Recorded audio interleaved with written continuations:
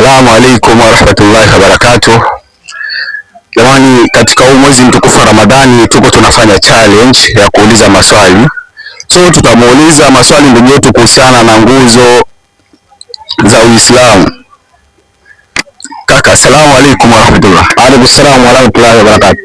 Kwa jinsi ulivyo na muonekano wako, jinsi ulivyo unaonekanika ni Muislamu safi kabisa. Safi kabisa, sawa, mimi ni Muislamu. Basi kaka, nataka nikuulize maswali matano yanayohusiana na nguzo ya Uislamu. Naam, niko tayari kukujibu. Lakini pia baada ya kujibu kwangu na nipenda kuuliza la kwangu. Hamna shida.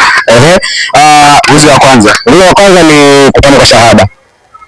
Ya pili? Ya pili ni swala.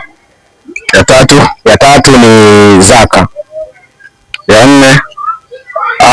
Ya nne ni kufunga mwezi wa Ramadhani, somo Ramadhani. Na ya tano? Ya tano ni hija.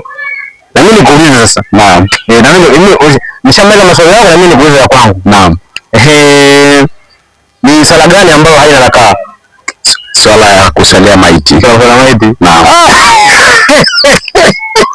Umepata.